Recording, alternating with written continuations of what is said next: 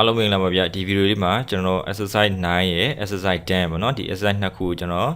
်တွက်ပြပါမယ်အဲ့တော့အရင်ဆုံးအနေနဲ့ကျွန်တော် exercise 9ရဲ့တစ်ချက်လေ့လာကြည့်အောင် exercise 9ကိုကြည့်မယ်ဆိုရင်သူကဘာမှတော့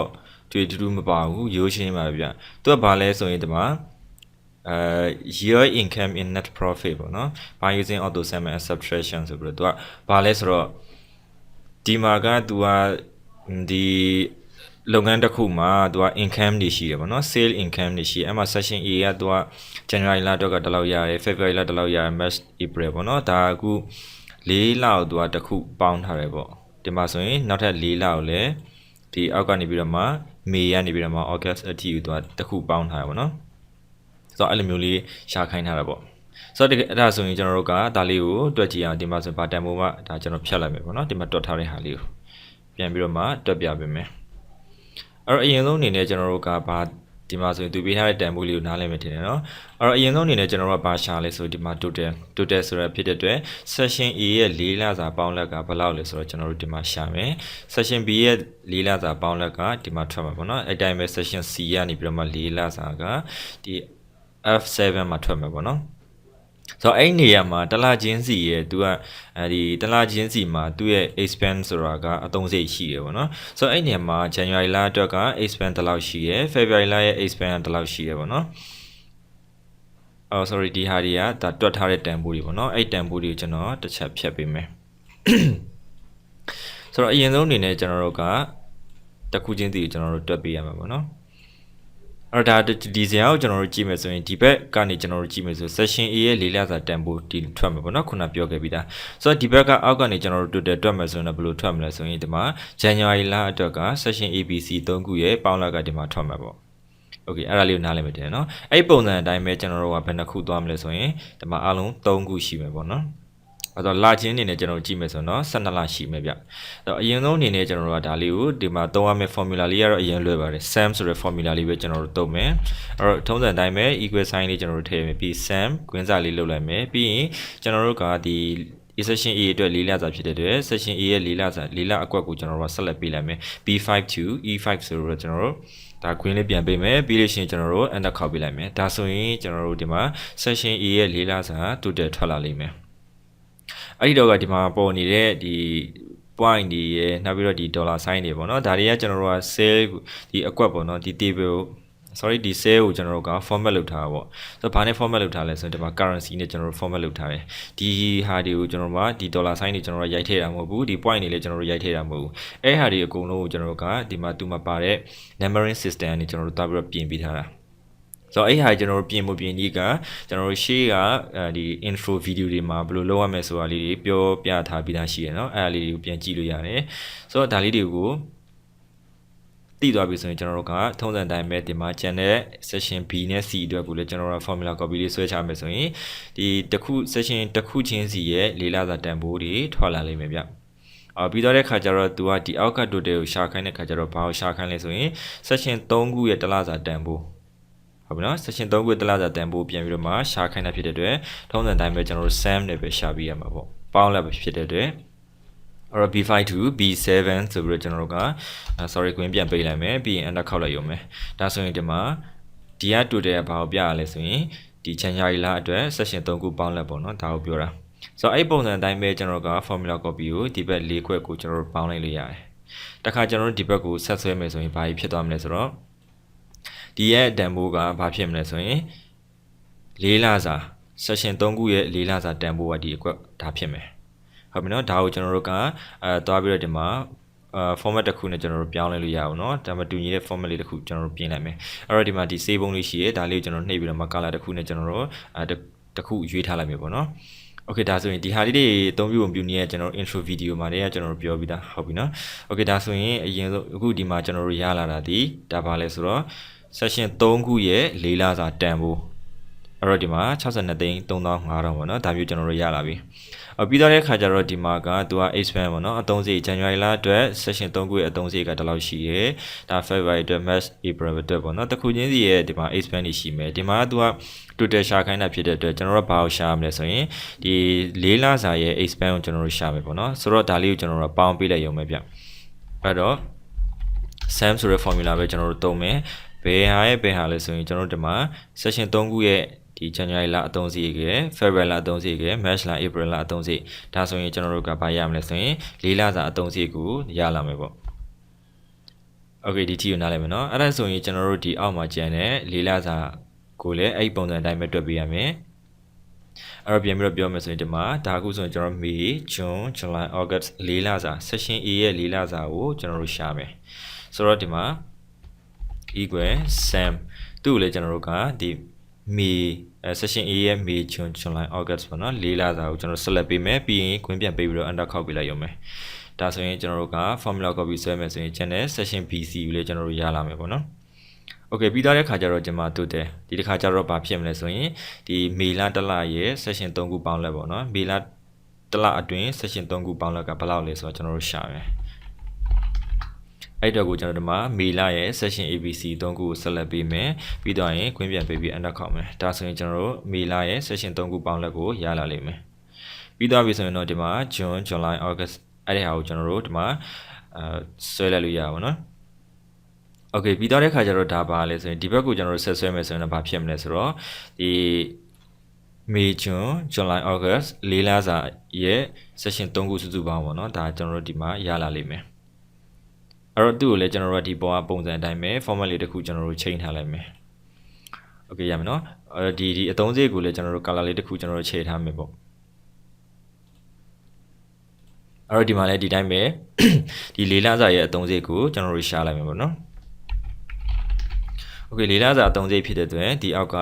May ရဲ့အသုံးစရိတ် June July August ဒီ၄လရဲ့အသုံးစရိတ်ကို select ပေးမယ်ပြီးလို့ရှိရင်ခွင့်ပြန်ပေးပြီး enter ခောက်မယ်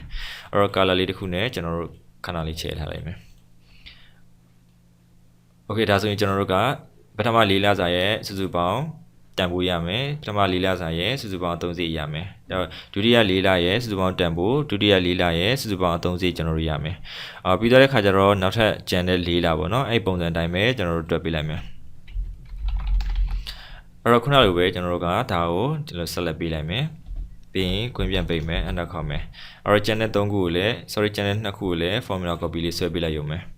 အဲ့တော့ဒီဘက်ကအဲ့တိုင်းပဲကျွန်တော်တို့တွက်မယ်အဲ့တော့ဒီ formula ဒီ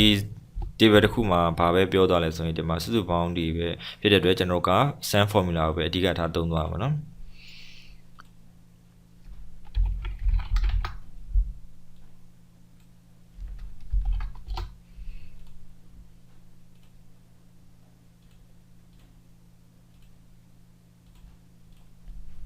Okay ဒါဆိုရင်တော့ဒီမှာဒီပထမ၄လရဲ့ဒုတိယ၄လတတိယ၄လပေါ့နော်တစ်နှစ်မှာ12လရှိရဆိုဒီကိစ္စတွေကိုကျွန်တော်တို့ကလုပ်ပြီးသွားပြီပြီးသွားတဲ့ခါကျတော့ဘာလုပ်မလဲဆိုရင်ဒီမှာ grand total ရှာခိုင်းတယ်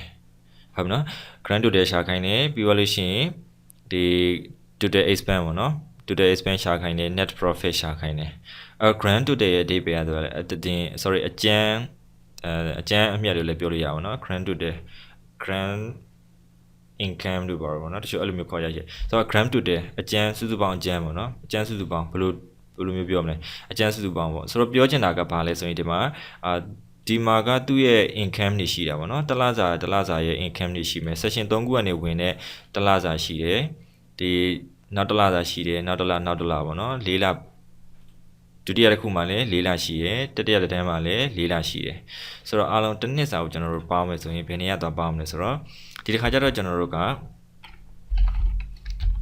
sum ပေါ့နော် sum ပြီးသွားလို့ရှိရင်တော့ကျွန်တော်တို့ကဘာလုပ်မလဲဆိုရင်ဒီတစ်ခါဒီ၄လစုစုပေါင်းကိုပဲကျွန်တော်တို့ယူရမှာเนาะ၄လစုစုပေါင်းကိုကျွန်တော်ယူတယ်ပြီးတော့တဲ့ခါကျတော့ဒီမှာတစ်ချက်ကျွန်တော်တို့ကြည့်မယ်ဆိုရင်ဒီခါကျတော့ကျွန်တော်တို့ပေါင်းမှာကဘာလဲဆိုရင်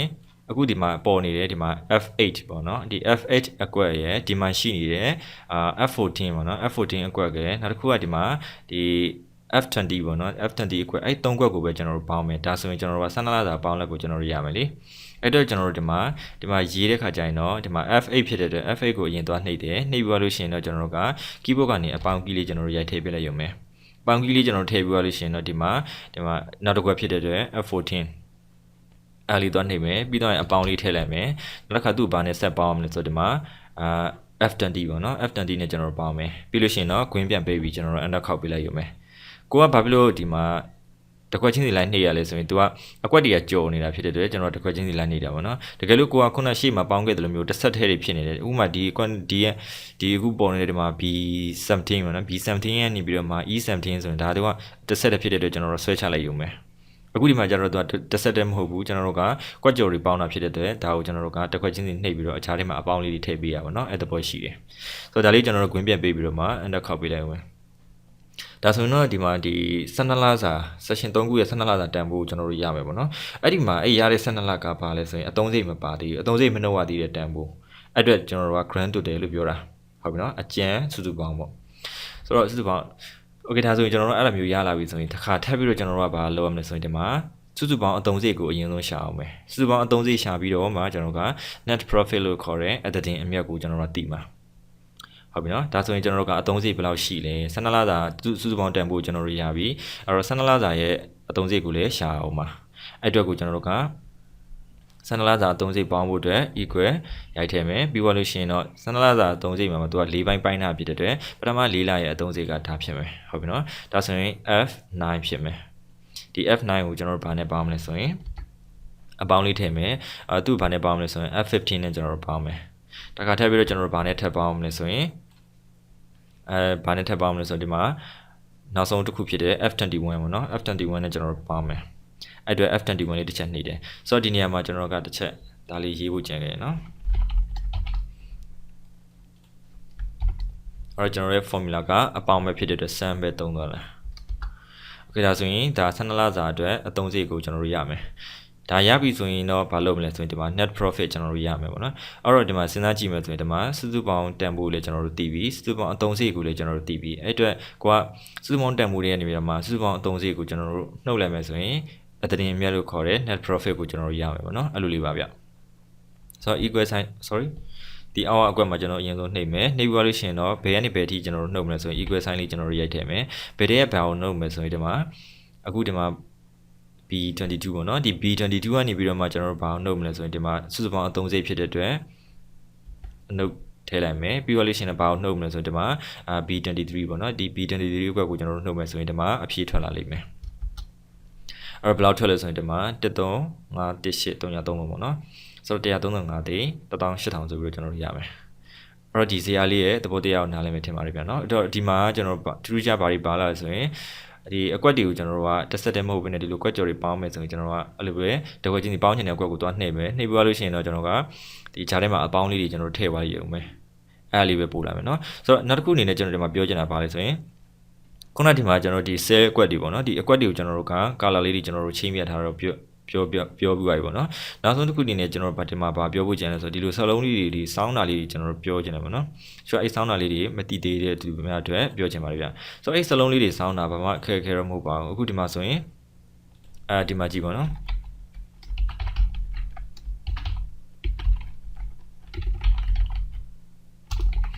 ဆိုတော့ဒါလေးဒီ3ခွက်ကိုကျွန်တော်တို့ကစောင်းမယ်ပေါ့နော်စလုံးလေးတွေကျွန်တော်တို့စောင်းမယ်ဆိုရင်အခုဒီပုံစံရကျွန်တော်တို့ဘယ်လိုစောင်းထားလဲဆိုရင်ဒီမှာကြည့်ပါနော်ဒီ stay income အကွက်ကိုကျွန်တော်တို့မစောင်းထားဘူးဒီမှာရှိတဲ့လ1 2 3 4 4လကိုပဲကျွန်တော်တို့စောင်းထားတာဆိုတော့ကြည့်ပါနော်ဒါလေးကိုကျွန်မဆက်လက်ပေးထားဒီ၄ခွက်ဥပမာ June January February March April 4လအောင်မှာကျွန်တော်ဒီပုံမှာရှိဒီ alignment အုပ်စုထဲမှာပေါ့နော်ဒီ insert ဒီ home တက်ထဲကဒီ alignment အုပ်စုထဲမှာဆိုရင်ဒီပေါ်မှာကျွန်တော်တို့စလုံးစောင်းနေဟာလေးရှိတယ်ဒါလေးကျွန်တော်တို့နှိပ်တယ်နှိပ်ပြလို့ရှိရင်တော့ဒီမှာ angle counter clockwise ဆိုပြီးတော့เนาะအားလေးရှိတယ်ဒါလေးကျွန်တော်တို့တစ်ချက်လာနှိပ်ပြလိုက်ရုံပဲ sorry ပါဒါလေးကိုကျွန်တော်ဒီမှာเนาะပြန်နှိပ်မယ်အခုကကျွန်တော်ဖြုတ်လိုက်တာဖြစ်တယ်နှိပ်ပြီးသားကိုကျွန်တော်တို့ကသွားနှိပ်တဲ့ခါကျတော့ပြုတ်သွားပါเนาะဆိုတော့ဒါကိုကျွန်တော်တို့ကအရင်ဆုံးအနေနဲ့ဒီကိုစောင်းမဲ့အကွက်တွေကိုဆက်လက်ပေးမယ်ပေးပြီးသားပြီဆိုရင်တော့ဒါလေးကိုကျွန်တော်တို့သွားနှိပ်မယ်ကိုစောင်းချင်တယ်ဒီမှာကြည့်နော်မြားလေးရှိတယ်ဒီမှာ degree ဘယ်လိုစောင်းချင်လဲကိုစောင်းချင်တဲ့ပုံစံတိုင်းစောင်းလို့ရတယ်โอเคเนาะဒါမျိုးကျွန်တော်တို့ရလာလိမ့်မယ်โอเคဒါဆိုရင်တော့ဒီ exercise 9ပေါ့เนาะ exercise 9မှာဘယ်လိုဘာလေးတွေပါသွားလဲဆိုတော့တည်သွားမယ်နောက်တစ်ခုအနေနဲ့ကျွန်တော်တို့ဒီမှာ exercise 10အကြောင်းလေးကျွန်တော်တို့ဆက်ပြီးတော့ပြောမယ် exercise 10ကလည်းကျွန်တော်တို့ရှေ့မှာပါတဲ့သင်ခန်းစာတွေနီးတူပဲဘာမှအထူးထူးတော့ပါမလာဘူးအဲ့တော့အဲ့နေရာမှာကျွန်တော်တို့စဉ်းစားကြည့်မယ်ဆိုရင်ဇယားအရကျွန်တော်တို့ကြည့်မယ်ဆိုရင်ဒီမှာပေါ့သူပြောထားတယ် calculate of the amount ရဲ့ discount and balance ပေါ့เนาะအဲ့ဒါဒီသူကတွက်ခိုင်းထားတယ်ဆိုတော့ဒီမှာဒီဇယားအရကျွန်တော်တို့ကြည့်မယ်ဆိုရင် ဒီစင်ရသွင်းထားတဲ့အဲဒီမှာကုတ်နံပါတ်ပေါ့နော်ဒီပစ္စည်းတစ်ခုဥမာ Oppo ဆိုတာဒီ001နဲ့သူကကုတ်နံပါတ်လေးသတ်မှတ်ထားရပေါ့ဆိုတော့အဲ့ဒါမှာသူက price က3သိန်းရှိတယ် selling ကသူကပြောချင်တာကသူကအရေးအတွက်ကိုပြောချင်တာဟုတ်ပြီနော်10လုံးဖုန်း10လုံးပေါ့နော် Oppo ဖုန်း10လုံးအဲ့တော့မှသူက amount ဘယ်လောက်လေးပေါ့နော်သူကတွက်ခိုင်းထားတယ်ဒီမှာ okay ဒါဆိုရင်ဒီမှာကကျွန်တော်တို့ကသူ့ percentage ပေးထားပါဘောနော် discount ပေးထားရဆိုရင်ဒီမှာ 10% ဆိုတော့10% discount ပေးထားတယ်ဆိုရင်အဲ့တော့ discount rate ကဘယ်လောက်ရှိမလဲပြီးလို့ရှိရင်စုစုပေါင်းတန်ဖိုးအောင်ကျွန်တော်တို့ဘယ်လောက်ပဲကျန်မလဲဆိုတော့တွက်ခိုင်းထားတာပေါ့ရှေ့မှာဒီဇာတ်ပုံစံမျိုးကရှေ့မှာပါပြီးသားဟုတ်ပြီနော်ဒါဆိုရင်ဒီမှာဒါလေးတွေကျွန်တော်တွက်ပြမယ်အဲ့တော့ဒါလေးတွက်ပြီးသားကိုဖြတ်လိုက်မယ်အဲ့တော့ကျွန်တော်တို့ကဘာလဲဆိုရင်အခုဒီမှာဒီ amount တန်ဖိုးတွက်မှာပေါ့နော်ဒီမှာဖုန်းတစ်လုံးကိုဆိုပါဆို3သိန်းနဲ့ကျွန်တော်တို့ရောင်းနေပေါ့အဲ့ဒါကိုမှကျွန်တော်တို့ကဖုန်း10လုံးဆိုရင်ဘယ်လောက်လဲဆိုရင်ဒီမှာမြောက်ပေးလိုက်ရုံပဲဒါဆိုရင်ကျွန်တော်တို့ဒီမှာစုစုပေါင်းတန်ဖိုးကျွန်တော်တို့ရလာမယ်အဲ့ဒီစုစုပေါင်းတန်ဖိုးမှာသူက10%နှုန်း short ပေးထားတယ်ဒါဆိုရင်ဒီမှာဒီကတန်ဖိုးရဲ့10%နှုန်းအရင်ဆုံးရှာဖို့လိုတယ်ဟုတ်ပြီနော်ဆိုတော့အဲ့အတွက်ကိုကျွန်တော်တို့ကဘာလုပ်ရမလဲဆိုရင်ဒီမှာဒီမှာရှိနေတဲ့အကွက်တန်ဖိုးပေါ့နော် E5 ရဲ့သူက 10% ကိုအရင်ဆုံးရှာရမယ်အဲ့အတွက်ကိုကျွန်တော်တို့ဒီမှာ 10% နဲ့ကျွန်တော်တို့မြောက်ပေးလိုက်ရုံပဲဒါဆိုရင်ကျွန်တော်တို့ရမှာဒီဘာရမလဲဆိုတော့ဒီမှာ10သိန်းရဲ့ 10% ဒီသိန်းတသိန်းပေါ့နော်တသိန်းရလာလိမ့်မယ်ဆိုတော့ balance ကကျွန်တော်တို့ဘယ်လောက်ပဲကျန်မလဲပေါ့တကယ်ကိုပေးရမယ့်တန်ဖိုးဒါမှမဟုတ်ရင်ရောင်းသူဘက်ကကြည့်မယ်ဆိုရင်ကိုရမယ့်တန်ဖိုးကဘယ်လောက်ပဲရှိမလဲပေါ့ဒါဆိုရင်တော့ကျွန်တော်တို့ဒါကိုခြားနာချင်းလုပ်ပေးလိုက်ရုံပဲအဲ့တော့ဒီမှာစုစုပေါင်းတန်ဖိုးတွေကနေပြီးတော့မှကို short ပေးလိုက်တဲ့တသိန်းကိုနှုတ်ပေးလိုက်မယ်ဆိုရင်ဒါမှ9သိန်းရမယ်ပေါ့နော်အဲ့တော့အဲ့ဒါလေးကိုကျွန်တော်တို့ကဒီပုံစံအတိုင်းပဲဒါလေးကိုကျွန်တော်တို့ formula copy လေးဆွဲချလိုက်ရုံပဲအဲ့တော့ဒီဘက်မှာဒါလေးကိုလည်းကျွန်တော်တို့ formula copy ဆွဲရုံပဲဆိုတော့အဲ့နေရာမှာကတချက်အဲ့လိုကျွန်တော်တို့ဆွဲချလိုက်မယ်ဆိုရင်ဘာဖြစ်သွားလဲဆိုတော့ဒီမှာတန်ဖိုးတွေဒီမှာ short မထားတဲ့တန်ဖိုးတွေလည်းဒီမှာထွက်လာလိမ့်မယ်ဗျာနော် short မထားတဲ့တန်ဖိုးတွေလည်းထွက်လာလိမ့်မယ်ဆိုတော့ကျွန်တော်တို့က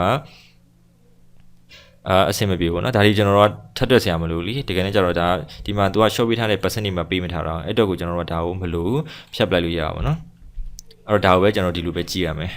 okay နောက်တစ်ခုအနေနဲ့ကျွန်တော်တို့ဒီဘက်မှာလည်းဒီတိုင်းပဲ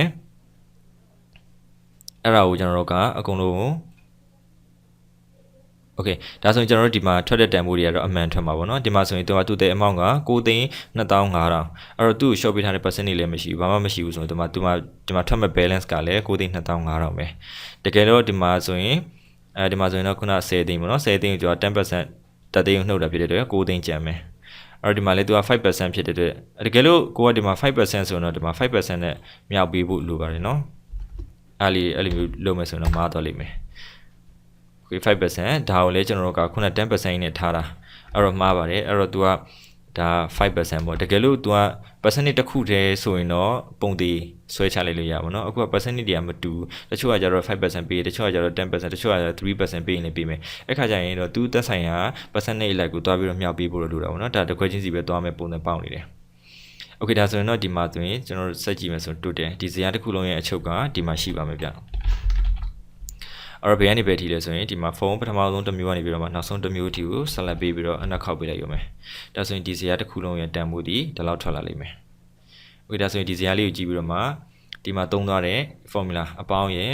အမြောက်ရဲ့အနှုတ်ရဲ့ပေါ့နော် percentage ရှာတာလေးရဲ့အဲ့ဒါလေးနားလည်မယ်လို့ထင်ပါတယ်ဗျ